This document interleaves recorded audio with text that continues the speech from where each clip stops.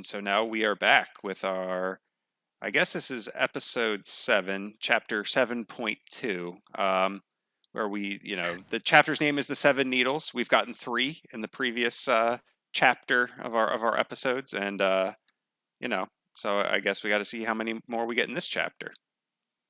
Well, yeah, if we're counting to 7, we should get all 4 of the remaining ones, but it turns out that 1 has gone missing. So we only get 3 more.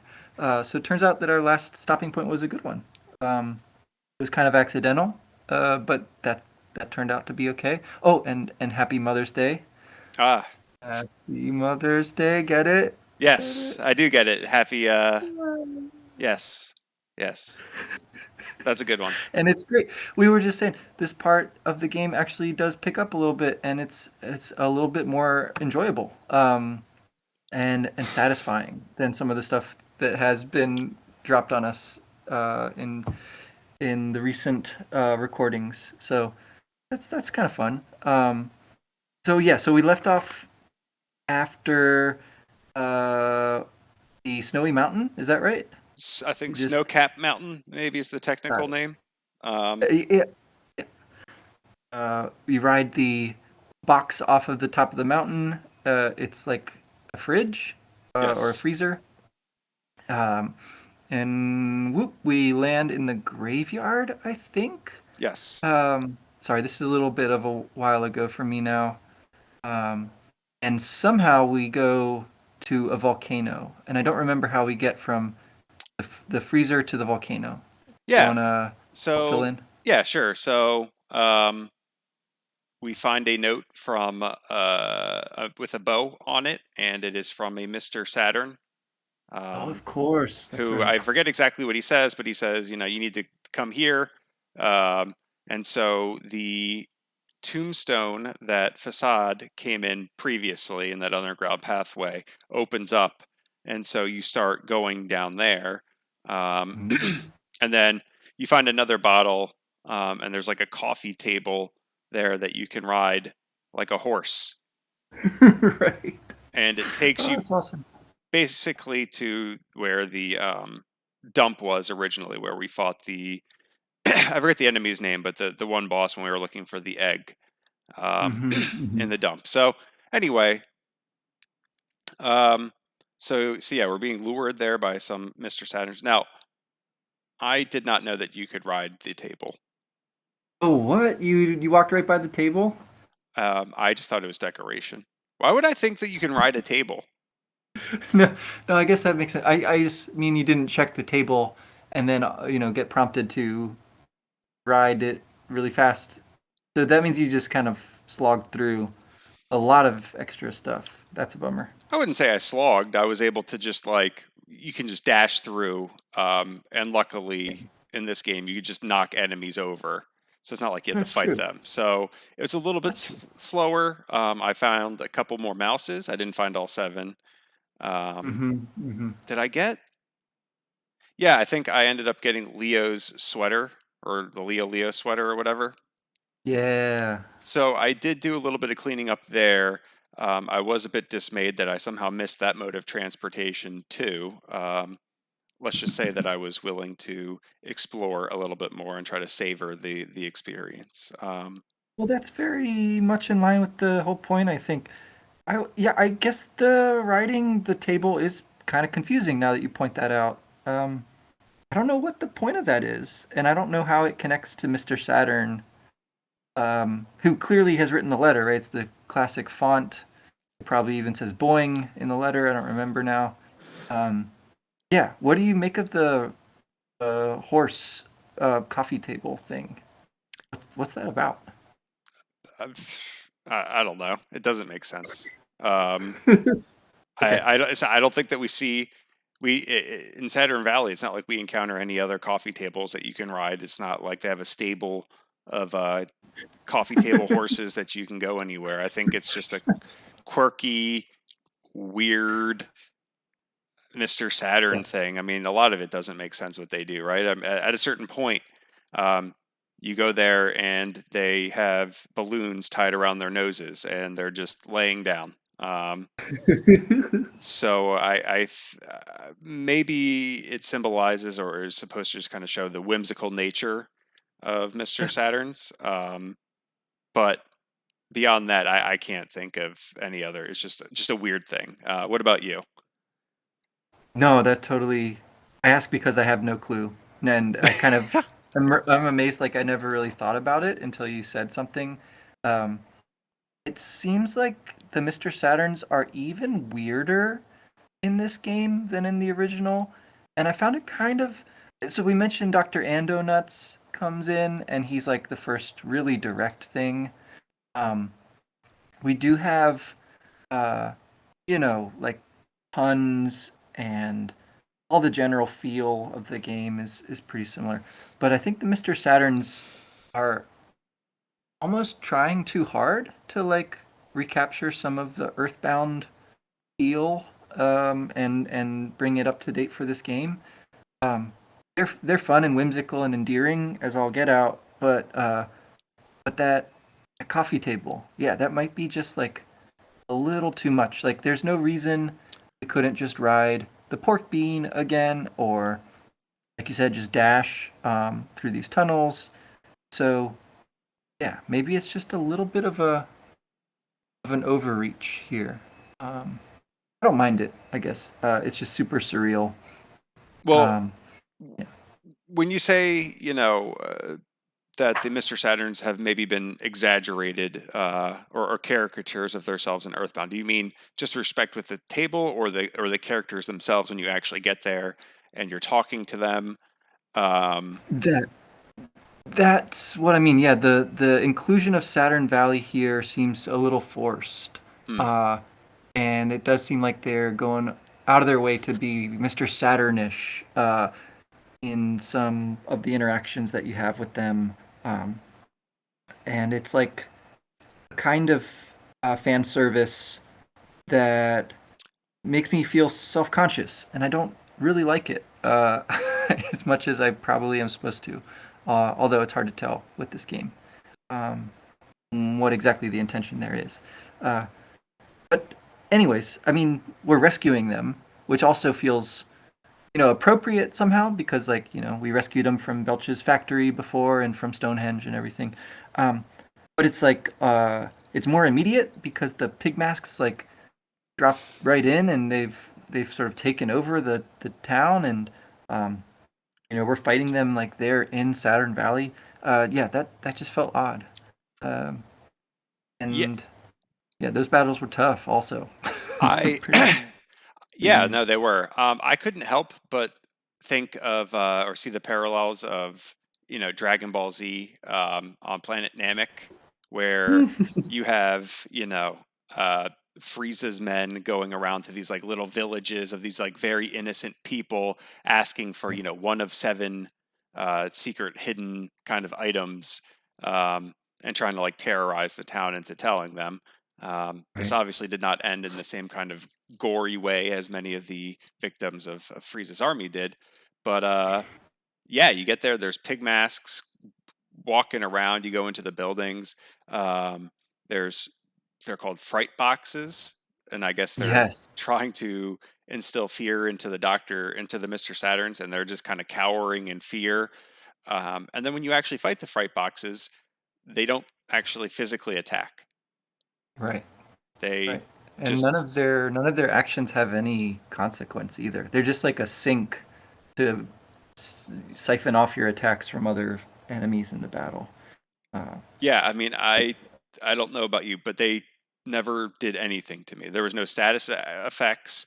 I mean, it would nope. say, "Oh, they told you a curling story, or a bone chilling, or you had to resist crying, or you're never gonna be able to go to the bathroom at nighttime again, or something like that." Right. And so it just tells you these stories, but it doesn't actually affect you in any kind of tangible or meaningful way.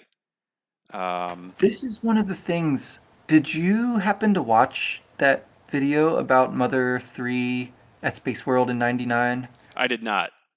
Okay, so one of the craziest things that's mentioned there is that there's like a kindness stat that is still built into the game, I think, and just doesn't do anything.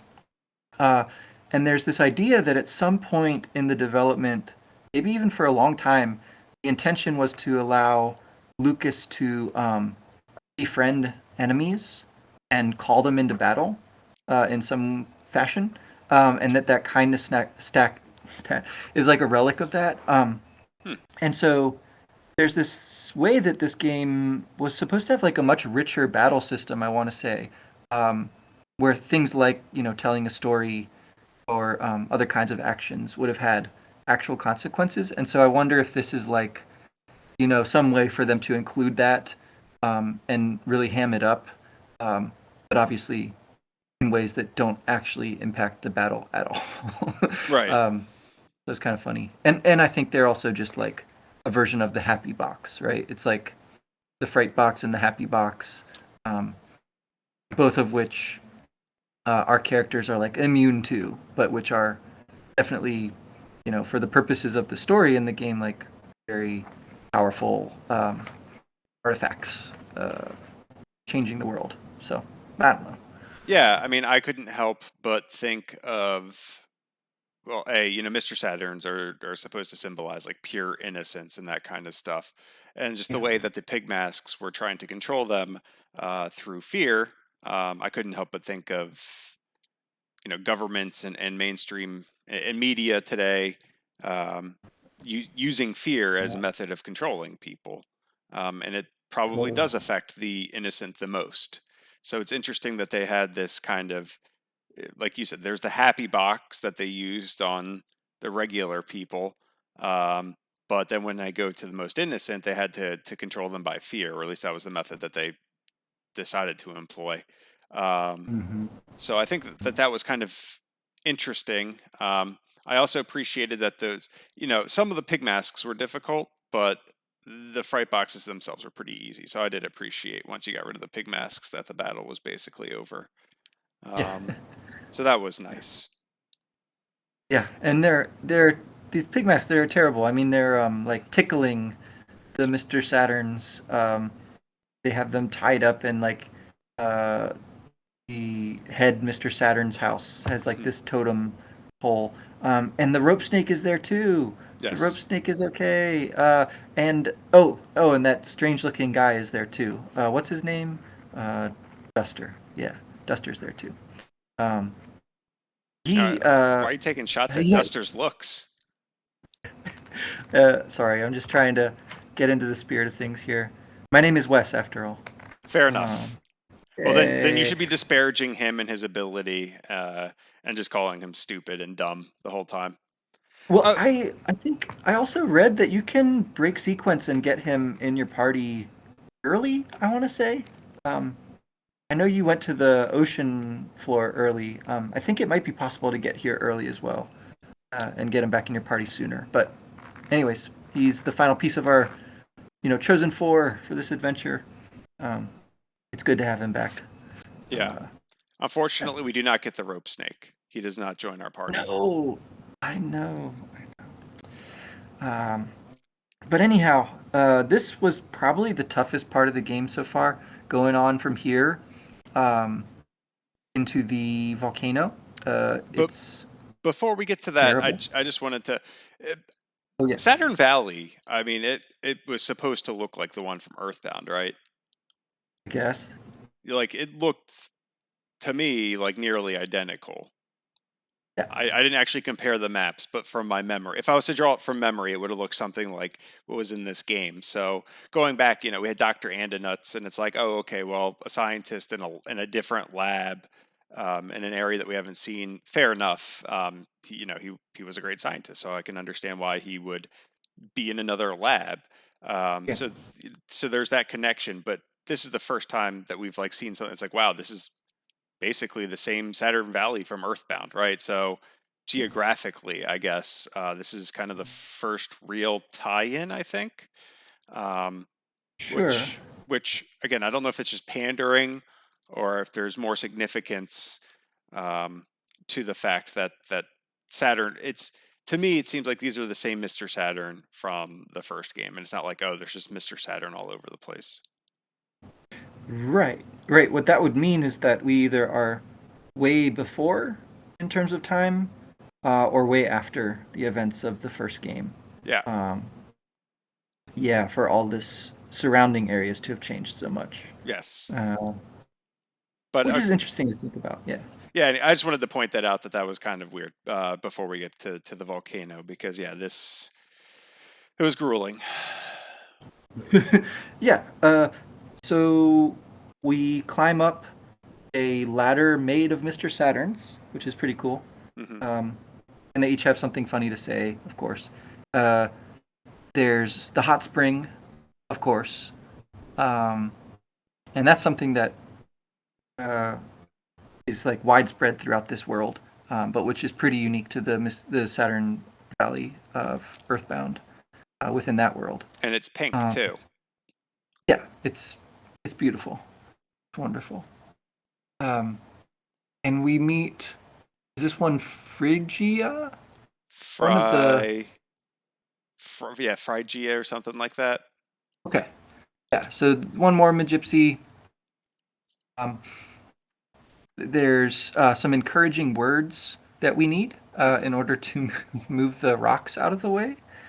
Uh, so that's kind of another callback, I guess, to stuff like in Mother, where you can get like words from some of the scientists there. Um, anyways, this allows you to like play a little game um, that involves moving rocks around to create a path. It's uh, pretty simple, but I like the inclusion of a puzzle here and there. Uh, but yeah, the main difficulty here is just the enemies. They're ridiculously powerful. I think if you spend a little time, like buying the new equipment from Saturn Valley, you can maybe have a little easier go of the volcano because there is like some fire protective amulets you can buy there. Um, I think I ran out of money at this point though, so I was just sort of stuck, just stuck grinding for a while. So Yeah, yeah, I had a very similar experience. It's not like the volcano is particularly large. no, Um, the my issue is, you get, and I guess maybe this is a callback to Magicant and Mother, where they had like the three pendants that you could buy, um, yeah, kind of early on. But it's like I don't know which pendant I'm going to need, and oh, I hmm. can buy it later. Although I'm not sure that we're ever actually going to be able to get back to Saturn Valley. Um, Mm. but yeah, so like I'm like saving my money, and then I'm like, oh well, I'll be able to save before the boss, and I can just brute force it. And that was not the case. Mm-mm. Mm-mm. That's the worst thing about the whole. Yeah, there's no frog. There's no save frog. It's like the first time I feel like the game has made us go on an extended dungeon without either a hot spring or a frog right, you know, right nearby. You have to backtrack quite a bit to save or to heal. There is a magic butterfly room, and it regenerates it. You go in and out. You can use it a bunch, but it's pretty tedious. And it's still pretty far from the final boss. Like you still have to make a decent run from that room to where you're fighting none other than Facade, who's back. Um, Yes, with horns. oh my gosh, yeah, we hear about the horns from the pig masks, um, and of course they are his nose horns that Yes, play yes, a very familiar melody, actually, yes. um, and that's how he communicates now. And he has an interpreter bot who renders that into speech for us with nuehehehes and all. It's great. Yeah, I forget what character from Peanuts does she look like? She does look like that character from Peanuts. Yeah. I don't know the names of Wendy, them. Yeah. maybe? I don't know. But yeah, I mean, she's like been that sprite has been almost in every game, and now obviously it's updated with her with like a rocket propeller. She's like spinning in and stuff like that, which is kind of crazy. But yeah, no, it's interesting. Oh my Marcy, gosh. Marcy's the name. Okay. Yep. There we go. Uh, Uh, So how did you end up tackling this beast? Uh, I got slaughtered once, and then I grinded like crazy Uh-huh. right near the butterfly room, where Uh-huh. I would just like, and then when I got to a level that I thought was good, I like ran back and saved because I was like, I don't want to waste all this progress grinding. And then I Yep. grinded a little bit more. I think I was like level 36 or level 37 by the time I fought um, Mm-hmm. Facade because the enemies Mm-hmm. weren't too bad. I mean, it was pretty simple if you just were right outside the butterfly room and you could just basically spam that as many times as you wanted to and like heal up. Mm-hmm. Yeah. Um, Yes, some of the enemies you can sneak up on from behind kind of easily. That did help a little bit, but geez, yeah. What? So I was really um like surprised that he uses that like flee ability. Um, that's something I feel like we hadn't really seen up to this point. Um, but when you have fleas, you can't get rid of them unless you have a very specific item. Um, if the person who has fleas is your Psi user, you're kind of stuck. Um, so that was one thing I did to prepare, and then of course he didn't use that ability in my next uh, time facing him. So is it I feel like I got a little bit lucky. is it fleas or is it the one that made you like forget? I feel like there's For me, he hit me with the flea thing. okay. There's an also there's a forgetfulness Okay. attack I guess he has as well. Yeah. Um, Maybe I just wasn't aware of what fleas actually do. I don't know what I, but I did get hit with the one where it's like you can't use your PSI abilities, and I'm like, oh, that's great. yeah, it's nonsense. Um, Might as well just give yeah. up So at that point. the status impacts they sneak up on you. Yeah, and he's he hits pretty hard as well. Like he starts throwing bombs. Um, he I feel like you also want him to eat the banana because he'll like do his bold smile or whatever, and then he'll either throw like three bombs at you, um, or he'll eat a banana and recover a bunch of HP. Um, as long as he recovers HP, you can still keep chipping away at it. I feel like that's not as bad. Oh, agreed. Um, yeah, yeah. So it's just like I think you have to be really patient in this battle, and just kind of outlast him. That's what I found anyway. Yeah. Buff your own stats, lower his, and then just kind of hope that you have enough PSI and other items to get through it Yeah, and I kept expecting the interpreter bot to intervene in some way. to do something. Uh, yeah, but again, kind of like the Fright Boxes, just kind of there for fun. Um, and what is it about the nose horns that's like so terrifying? Because he's like a really scary version of Facade now, um, and I think it's that he doesn't speak anymore. It's almost like um, how your attacks always make like a little musical note sound in battle. Oh, Yeah, interesting. Yeah. it's like he has risen to the level of a playable character, but you're fighting him, of course. I don't know. There's something like very psychologically effective about his whole redesigned form here. Y- And yeah, yeah. yeah. Well, right. So I guess I hadn't drawn that connection where it's like we're using the music and stuff like that, and even our attacks. That's a music note. Um, Hmm. Hmm. but I think it's just what a bizarre modification to make. Just in general, right? Like, oh, I'm gonna have these. You hear, oh, he has horns now. It's like, oh, okay, so he's turning into the devil.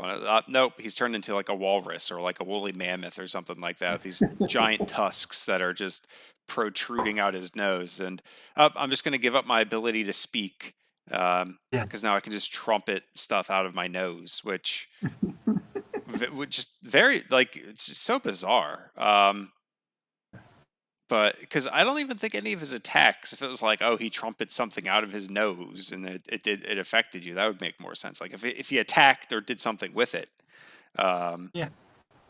No, it is weird. And I think after we defeat him, he just he flies away, right? It's not like he's down for the Mm-hmm. count. Mm-hmm. No, he'll definitely be back. Yeah, yeah, because he flies away, and he's playing that song of the Magypsies also, Hmm. um, which is interesting. Um, that's I think the closest that we've gotten to like a suggestion about where Facade comes from. Um, he's doesn't look particularly like the Magypsies. Um, he doesn't necessarily have their like kind of telltale flirtatious behavior or anything like that. Um, he has been sort of this strange person throughout the game, and now he's like playing their song through his nose trumpets. So, anyways, anyways, So uh, after we beat him, we get to pull the needle this time. hooray! So I believe that brings the count up to 2 needles apiece for us and the masked man.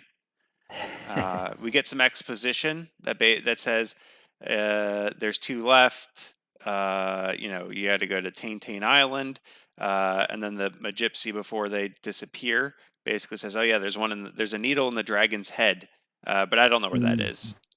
Right. So good luck." Yeah, right. I think again, this might be a way to sort of help out players who have somehow broken sequence because it tells you where the locations of all the remaining needles could be. Uh, and it definitely like highlights the mystery of that seventh needle. Um, so we are, uh, yeah, we're on our way. We're, Well, and I think it makes sense because I think we only saw 6 Magypsies this whole time, right? So mm-hmm, with the title mm-hmm, 7 needles, and we're saying, okay, well, there's only 6 Magypsies that we know of, so there must be the seventh one. Um, and the fact that it's in the dragon's head, implies that it's most likely the most important of the yeah, needles. So as much as we're doing now, we still don't know exactly where our ultimate goal is going to be. yeah. Uh, I think the little sequence here is where I started liking this bit of the game. Because I hated dying against Facade and losing a lot of time and effort grinding in there. But then you're stuck in Saturn Valley, right? Someone comes along and blows up the exit, Hmm. um, and you're trapped, right? And then you've got a couple of little mini games that you get to do here, which are pretty cool. Um, First of all, you have to catch a little red bird. Um, that's fine. There's not really too much to say about that. I feel like, um, but with that done, then you are supposed to like wait a little bit for them to, make that into the flying machine. Uh, and so you have to go and you do the hot spring sequence with the um, hot drink. I think it's tea in the other game. I don't remember. It's It's a coffee in this. coffee break. Yeah. Yeah, it's a coffee break this time, um, I think which is tea fine. might be in Tenda Village, and I think it might be coffee in Saturn Valley. Oh, so it's always coffee with the Saturns. I th- That I sounds right. I think so. I think there were 2 different drinks in Earthbound. I'm not sure, but that's just Yeah, but those are really memorable sequences, yes. and I'm really glad that they did include it here, um, in a more we get this a lot throughout the early parts of the game, especially a lot of this kind of like messaging to the player. But this one does like the full coffee break sequence, which is just so like, okay, we're on the right track. It's encouraging. It's um, it reconnects you with that sort of time playing Earthbound, um, and it's just fun. I don't know. Thought it was pretty effective here. Yeah, Um, I agree. I think a lot of the other nods maybe to Earthbound were kind of falling flat, or they felt like mhm. pandering, but this was really the first time where yeah, that sense of nostalgia when you go into the pink hot springs. It says, "Do you want to drink some coffee?" You do it, and then the psychedelic screen comes up and the slow scrolling text with the words of encouragement. Um, it says, no one's born strong. You have to go through challenges to make you strong. Blah blah blah. All this kind of stuff. Mhm, mhm, mhm. Everyone's relying on you. Everyone has faith in you. Like, go do it. You can do it. Yeah, and I think in terms of this chapter and maybe just the story as a whole, it's been kind of a whirlwind, right? We just learned about these seven needles. Four of them have been pulled. There's three left. We know where two of those three are. It's kind of a good time to take a break and Yeah, reflect and just take stock in exactly the situation that you're going in. Realize like how far you have come. Um, and yeah, just kind of just think about it and kind of recharge your batteries. They say that yeah, the hot springs have a revitalizing effect, and I feel like this coffee break also had that effect on me, personally. totally, totally. Um, so I feel like yeah, this is a kind of a major obstacle within the game, and having got over it, it's actually kind of uh, coasting a bit for the next few sequences. The other thing that happens here, right, is that Mr. Saturn borrows uh, your courage badge, and I don't remember if we mentioned getting the courage badge. I think it's given to you by the gravedigger, maybe, or is it your grandpa, Alec? One of the two, in the graveyard at the tombstone of the mom, gives you this item. It's a key item called the courage badge, and it's like all dirty and rusty. Um, you can't really make out the symbol on it. So the Mr. Saturn borrows it to presumably spruce it up for you, Yes. um, and that's cool. Uh, so some good stuff happens here in Saturn Valley. We get to the rope snake rides again, like rises to the occasion. Is like, I'm gonna be the one to latch onto this flying bird cage. Yes. Yeah. It's awesome. It plays the Skyrunner music. Yeah. Yeah. No, it's Oh great. gosh, it cracked up. Um, Yeah. Well, and yeah. again, we have animals. We're relying more on nature to to solve our transportation needs, Mm-hmm. as opposed to having the Skyrunner from like the first games and the mechanical stuff, Mm. or employing claymen or something like that. So I thought that was interesting, and it was also the bird cage is kind of shaped like a Mr. Saturn. Um, Yeah. but despite the rope snake's best efforts, he failed again. Well, you sort of knew he would, right? It's like, yeah, okay, like we know you're gonna drop us somewhere, but it's fine. Like we've learned that falling out of the sky is not a bad thing necessarily. It'll work out. Um, so yeah, and sure enough, drops us right where we need to go, down on the beach outside of Tasmilly, Hmm. um, which has become like basically Summers from the first game, like a resort now. Yeah. Um, and there's some little creature. Is it like a little sand crab or something that pops out and is like, "Hey, you can just dive in the ocean." Uh, I don't know. It's there's probably some other stuff you can do here, talking to people and wandering around and such. But I pretty much went straight on into the ocean from there. Uh, Yeah. after, There's also some boots there. And I think if you check those, it says like, oh, some pig masks left their boots, and so that also lets right. you know that you can go like that they're in the water. Um, Yeah. Yeah. but yeah, I was very familiar with the ocean as I had Right. previously gone there early, so Whoops. yeah, I knew exactly what to do. Although there is a woman there, if you can give her the knit sweater. What? I'm not sure what happens if you give it to her. She just takes it. But Yeah, she's sitting on the bench. There's like the one woman who says that she talks too much. Um, Oh, and and weird. and she's like, I can summarize like what I need to do to be better. I need to shut up or something like that. Um, Yeah, yeah. but then there's also another woman sitting on a bench, and she's like, "Oh, is that the sweater? Like, did you get that from Leo?" And you give it to her. I think she just takes it. I don't even know if you give it to her. Um, I don't know if it gets returned, and I don't think that she gives you anything at that time. So, um, Weird. I'll There's a number of these little kind of Easter eggs, I feel like, because did you find the doorknob again since like early in the game? no. Um, I meant to mention this and I completely forget when it happens, but somebody said something about that stupid doorknob again, and like the fingerprints on it or something. I don't know.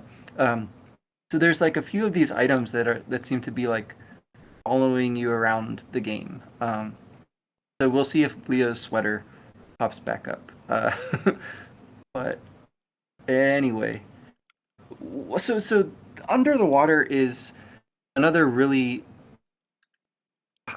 funny image that sort of gets stuck in your head. Um, you see the way that the um, pig masks down there get oxygen is by locking lips with a merman type Merman. thing. Yep, yep. Merman. With a really lip smacking sound effect that goes with it.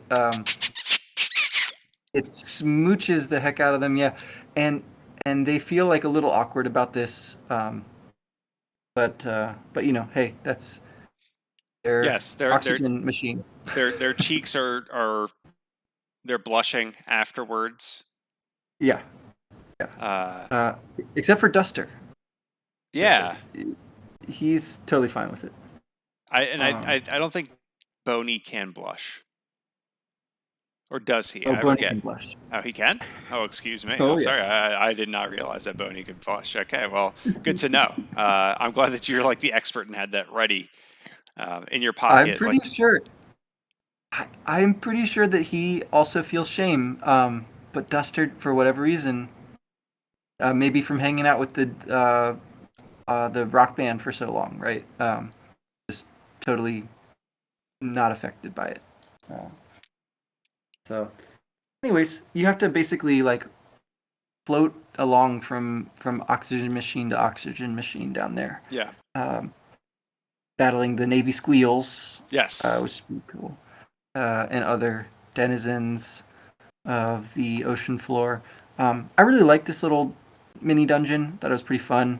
The only consequence of getting to where you run out of oxygen is getting washed back to the start, but that's kind of okay because it's sort of this maze where you might want to explore other paths anyway. So kind of like a shortcut to get back to the beginning.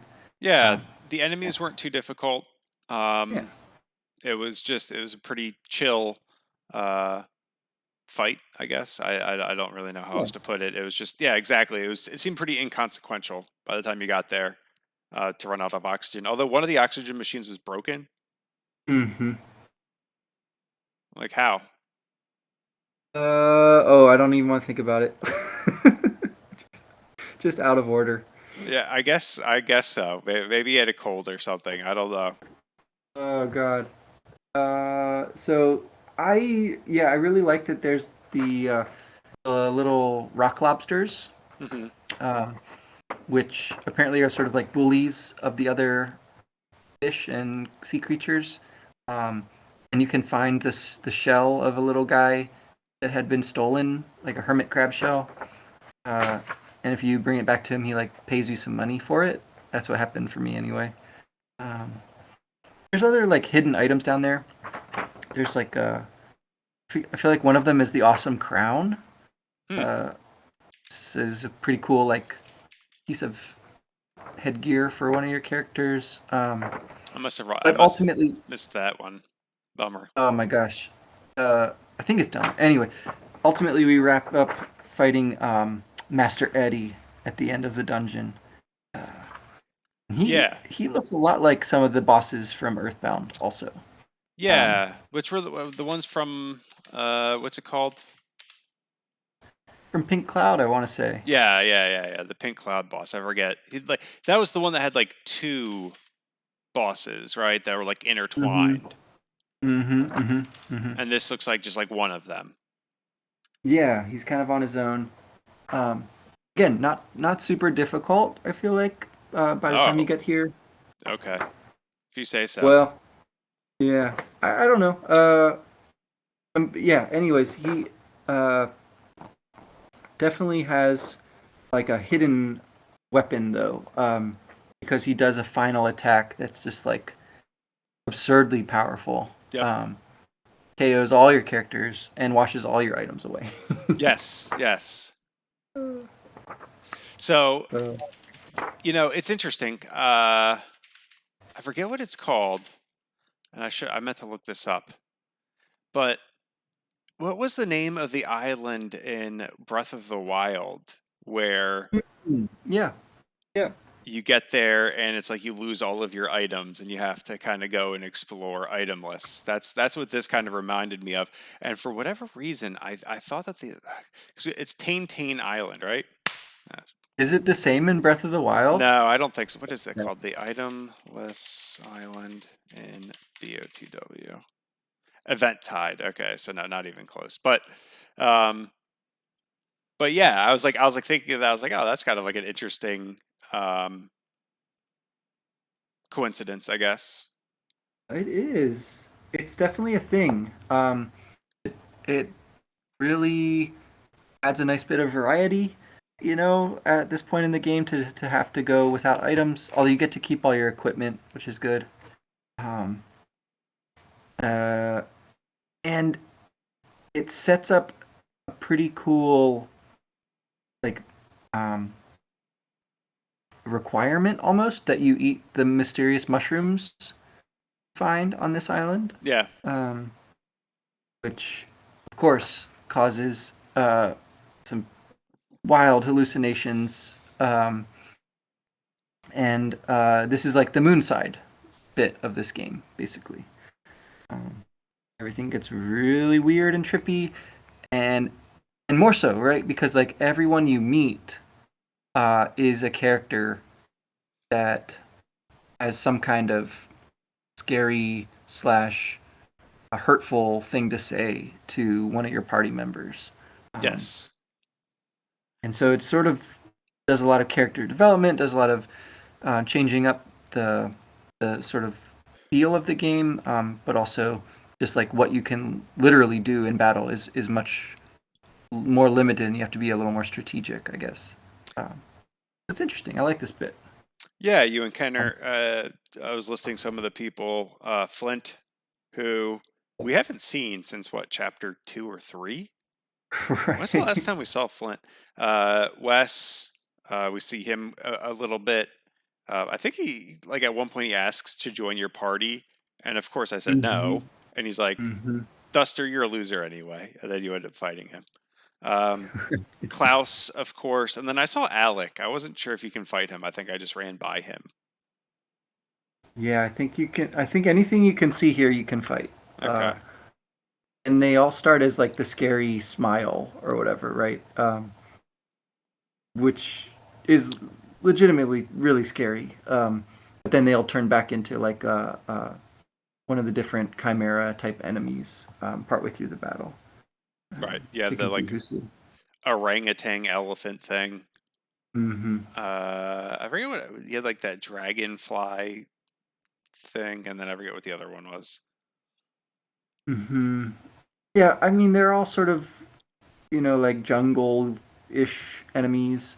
Um, the So what it implies, right, is that the stuff they're saying is just in your character's own heads. They're not. They're just forms of that coming out and being external. Uh, and so it's like all those kind of doubts and misgivings. Uh, and it's really the only time that we hear um, that kind of stuff for these characters. We don't. I don't feel like we get much in the way of character development other than this little sequence here. Um, so it really did go a long way, I think, to making these feel more like people that you care about and that you want to root for. Somehow, it's really different having grown-ups in your party. Like I feel like you expect a little bit more in the way of characterization when they're more mature characters, and so this was helpful. This provided that to an extent.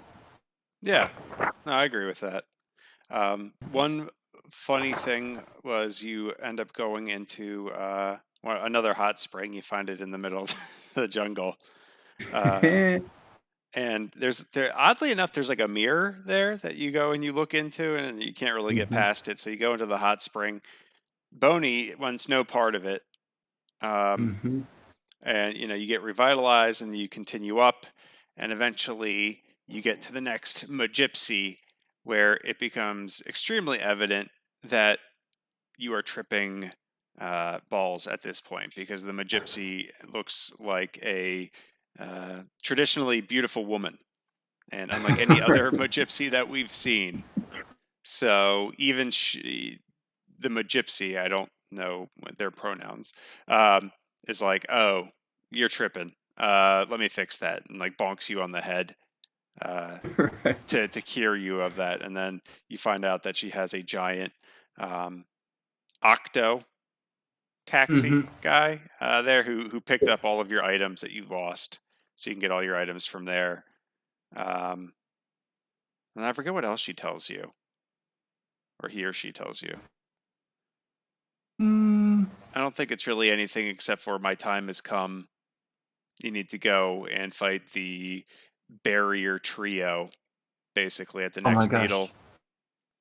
Yeah. So this Magypsy is the one that like sort of has everything together a little bit more than the others, I feel like. Um, because she has put up a actual uh, you know, like defense around the needle. And it's unclear whether that's to like keep others out or to test the chosen one, right? And improve your strength. And this battle feels very playful. Um, Yes. throughout. Like they're they're forming these different poses, which are spectacular, right? Like the final pose is spectacular. Yes. I just really I loved this battle. I love this character, um, even though it's pretty generic in a way. Yeah, I don't know. Something about this battle was just really fun. Uh, Uh, yeah, I think to go back to like Dragon Ball Z, like the Ginyu Force, right? And just kind of the over the top. They're striking these poses. It's three people, but they're actually just one enemy. yeah, Um, and it's yeah, just this like I don't know the devotion to basically, I guess, the craft of like we're gonna strike these poses. And you also had, it was like right. the guy, the gal, and the dude, Oh, that's as right. as if like the dude is like I don't know, a different gender, right? Or just like ambiguous. I mean, maybe the Magypsies are all dudes. Probably. Um, I guess your boy Kel, right? I'm a dude. He's a dude. She's a dude because we're all dudes. There you go. Yeah, yeah. Um, they look kind of like Claymen, only more like ancient, right? And Yes. sort of refined. They're more humanoid. They're all purple, and so they're again like majestic and royal. Their poses are really cool, and they start by just sort of buffing stats up and down, which is what you're sort of doing at that point in the battle, probably. Hmm. So it's like they're mirroring you to an extent. And then after they take a certain amount of damage, their pose is broken. And so you're like, oh, like that's how this battle's gonna go. Right? They'll pop into a pose and I'll have to do a lot of damage quickly to break it. And okay. But then it totally changes. And next time when they form their pose, they just start wailing on you with powerful psi attacks, which for me came out of nowhere. I was like not expecting that. Um, totally changes the dynamic of the battle because then you're really back on your heels and you have to heal a lot and you're just trying to like weather this storm of attacks. Um, and gosh, yeah, I don't know this. my characters kept dying. I kept bringing them back to life.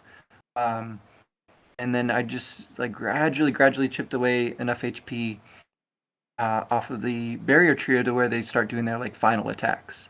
Um, they bring out Starstorm, which is a classic thing from the first game, and then they it looks like they're going to do some final attack, but they don't. They just do a final pose, and it was awesome. It was great.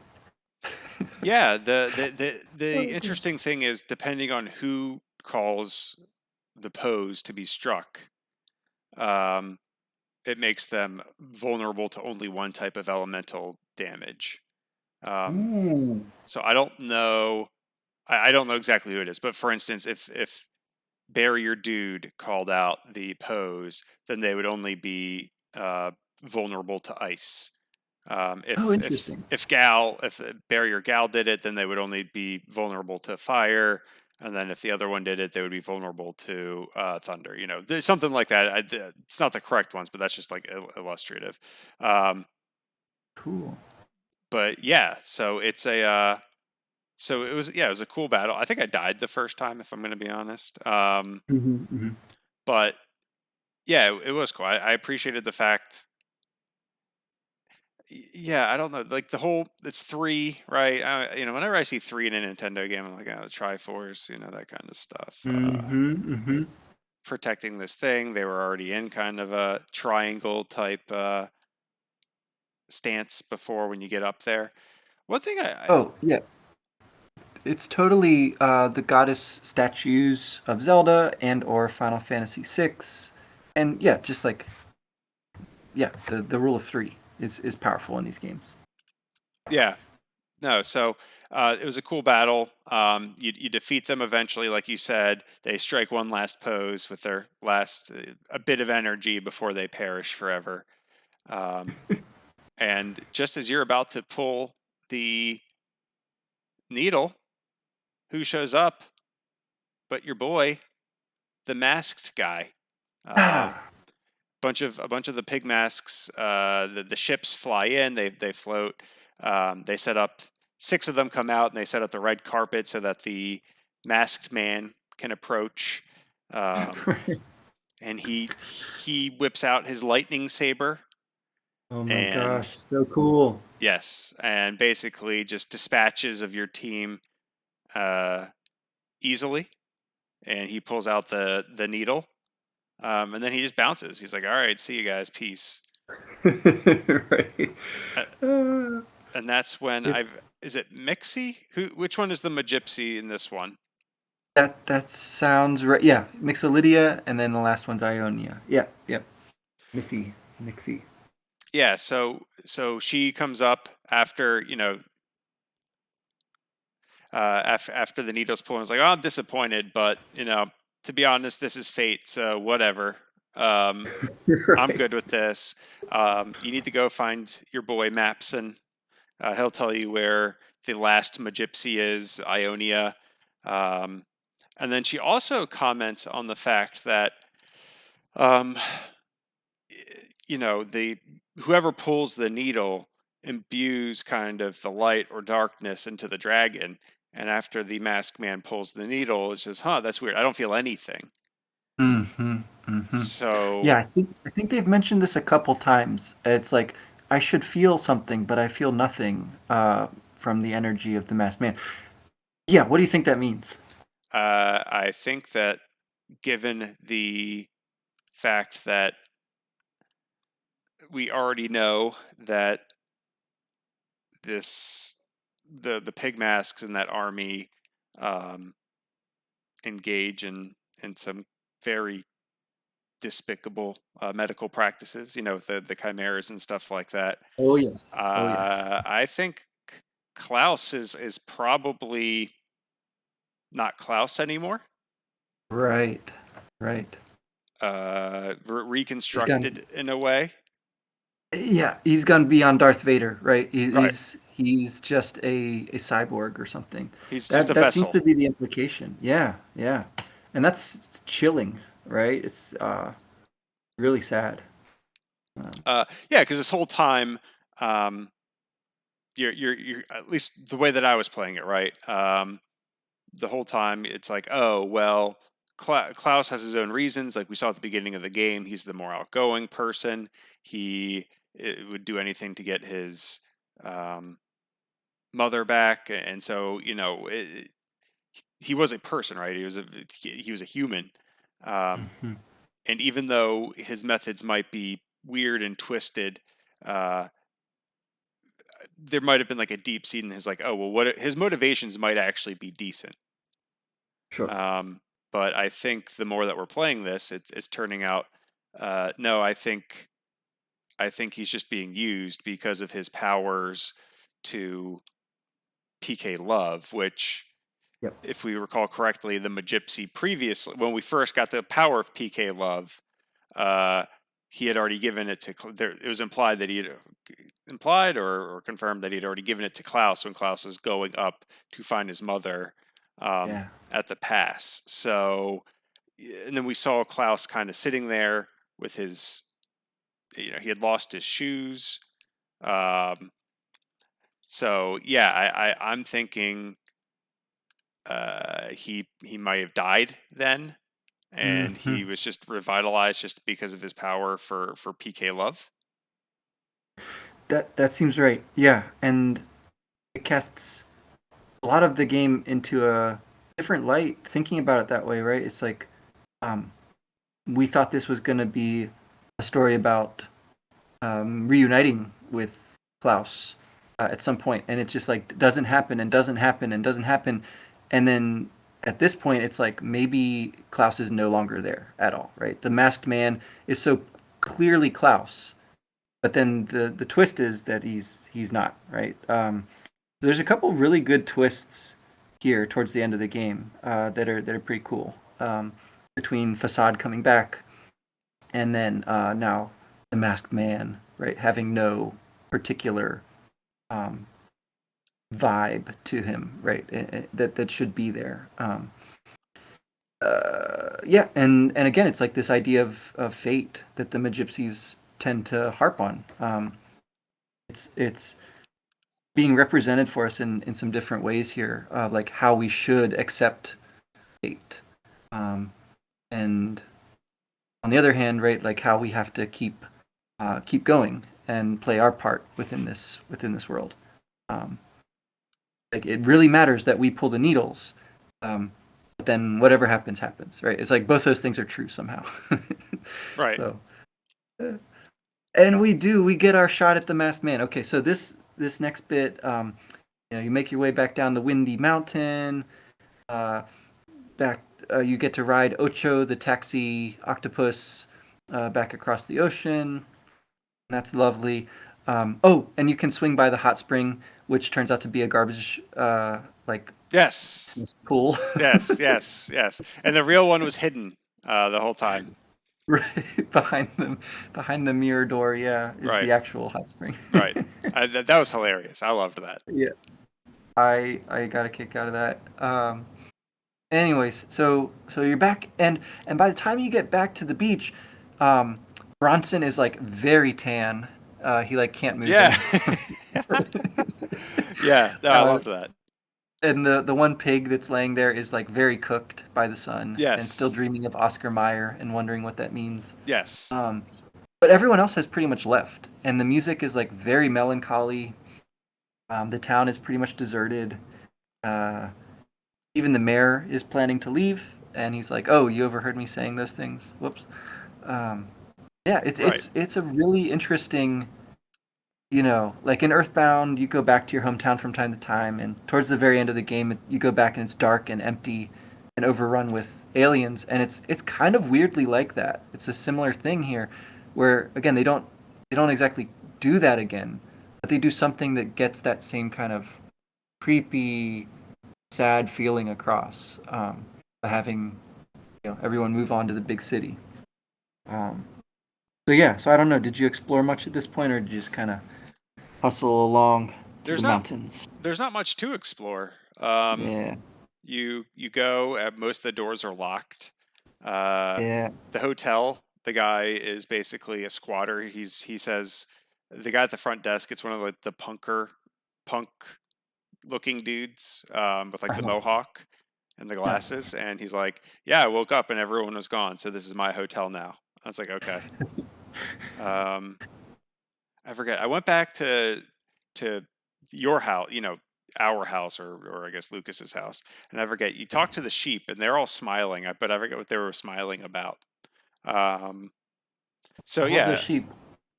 Oh, then there was also the old man that you can run into, and he's like, "I don't want to leave, but everyone else is leaving, so I guess I'm going to leave too." Hmm. Hmm. And then I think you can run into Wes as well. I forget exactly what he says, but I did do like a little bit of exploring. But at this point, um, it seems like we've almost just kind of reached like a boss rush, Yeah, a bit. Yeah. which I'm fine Yeah. with. Yeah, I felt that pretty strongly in the mountains too. Like there's a decent sized dungeon that you go through, but a lot of it is just extra. Like you don't have to do most of it. Right. Um, did you find the negative man? The negative man, no. Okay. Okay. So explore the caves again in the mountains, and if you go to the left, um, it's clearly a dead end. Like you can see from the map, like there's nothing there. Yeah. Um, but I was like, okay, there's probably a good item there, so I'm gonna go there.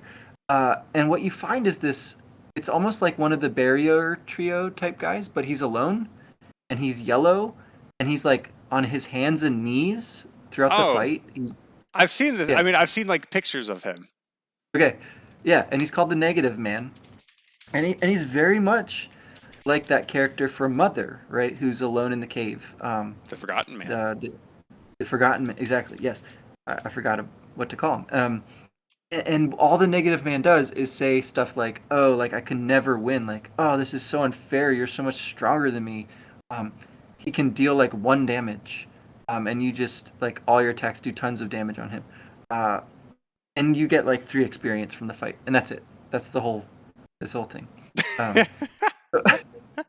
so I don't know what to make of that. It's like he's like a reject from the Barrier Trio, or like some kind of relic. From the old days of the island, when the Magypsies were I don't know. Yeah, it's just a weird little throwback down there to the Forgotten Man of the original game. Oh, Um, I need to watch at least a let's play battle of this. yeah. I don't know. I'm looking at pictures right now, and the one that's his smile and optimism gone.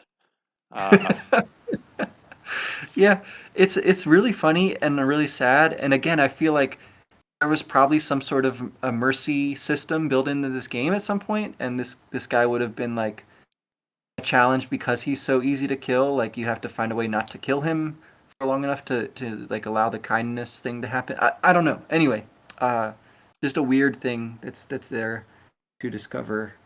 Um, yeah, I like this bit of the dungeons.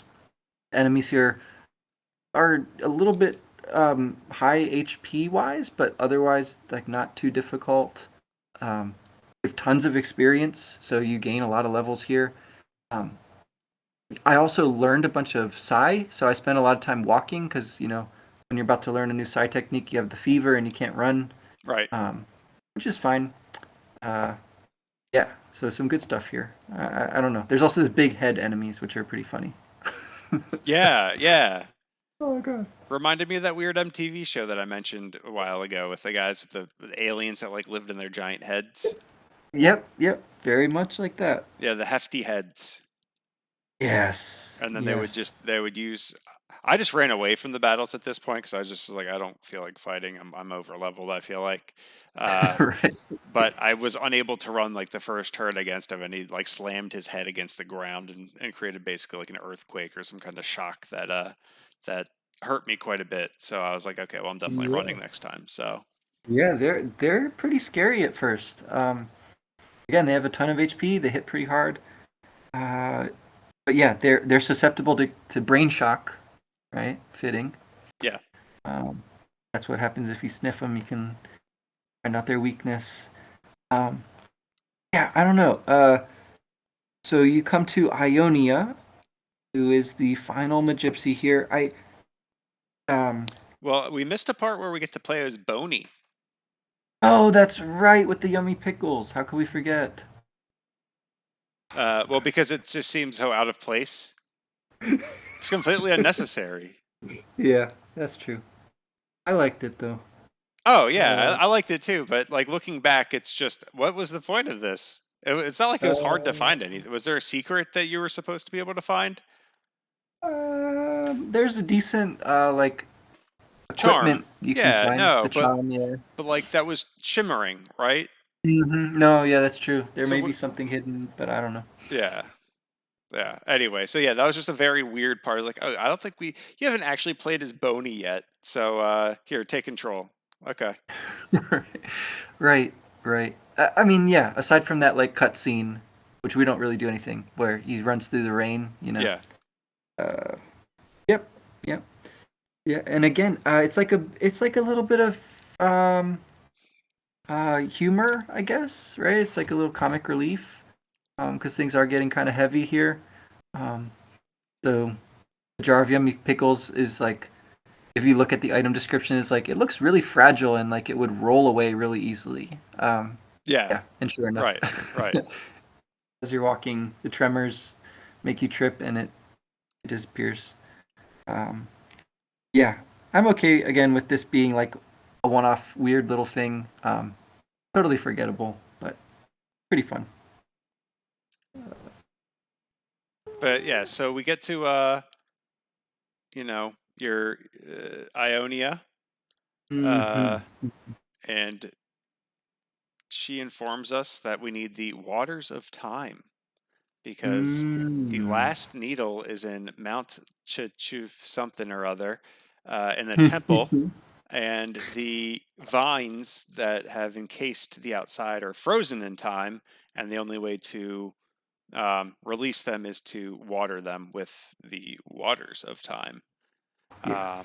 So we get that item, um, and then as we're walking out on a bridge, we see well, what turns out to be a Mr. Saturn in disguise. Although it's very hard to recognize what it was at first because the disguise was so good. Um, I know, I know. and so this is the same one that had taken our courage badge and polished it up all nice, and it turns out that it was a Franklin badge. Yes, yes. And again, this makes for some interesting continuity questions, right? Like, okay, so how does this wind up with Flint? Which Franklin badge is this? Right? Is this from original Mother? Is this the one that Paula has in Mother 2? Who knows? Who knows? I Yeah, don't no, have a theory yet. I mean, in Mother, there's what, like a million different, There's at least two yeah, Franklin badges. there's a lot of Franklin badges in that. So, um, but yeah, because I was wondering throughout the whole game, I'm like, are we get it? It's a pretty big deal. I mean, I've been looking at Mother merchandise recently, and the Hmm. Franklin badge is a pretty big deal. So I was kind of expecting it to show up in this game at some point in time, um, Yes. and it did. Yeah, and just in time, Right. right? Because see, here's another great bit of misdirection. Like you think, all right, I'm gonna use these waters of time. I'm gonna open this temple. It's gonna be a whole nother dungeon.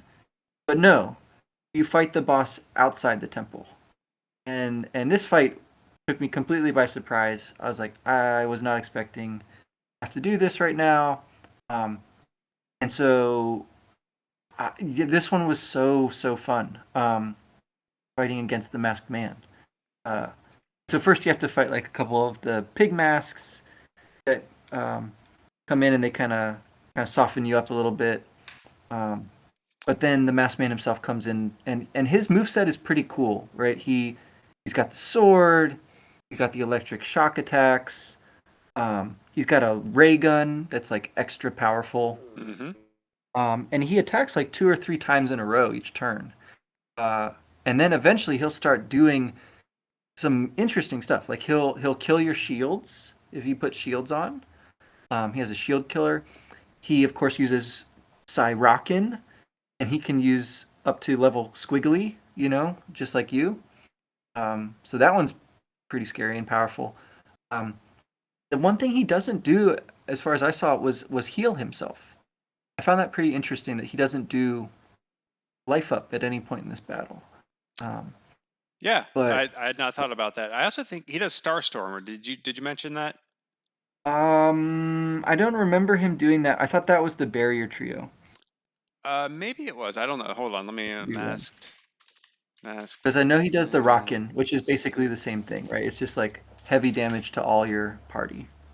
It's difficult since because I did this all in like one sitting. So I remember encountering Starstorm. It would Yeah, make yeah. sense if it was. Huh. And then, Wait, but hold then on a second. also, I'm sorry. Just the name Chupa Chupoyo is a reference to Chappie Chapo, a French animation series from 1974, where two little characters, a girl with a red hat named Chappie and a boy wearing a blue hat named Chapo, must resolve problems in a world made of colored cubes. All huh, right. of course. All right. Anyway, sorry. I didn't mean to get too derailed there. No, I was gonna say I know that um, the princess learns Starstorm after this as well. Yes, yes, Um, yes. there's that. But anyway, yeah, I don't know. I got really close to dying in this fight, but I did not die. I prevailed. I used a lot of cups of life noodles. Other characters kept dying, but um, I yeah, this bought was an awesome battle.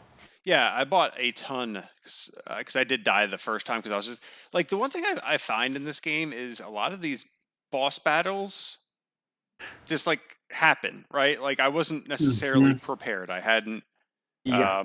rested at the Magypsy's house, so I wasn't like at full health or anything. And I'm like walking up to the temple, and it's like boom, you're in a battle. Like there was no Hmm. in Earthbound when you have the big sanctuary battles. There's the giant sprite Hmm.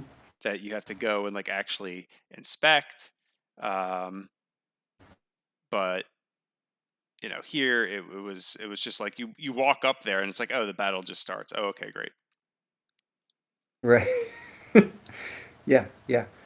And it's awesome. I mean, and also, I like that this battle makes Lucas clearly like the most important character because he's the one who's got the Franklin badge, right? So he's the most likely to survive with the most health throughout the battle, Yes, which is unusual. It's like the opposite of every other battle so far. He always takes the most damage, being first in the party.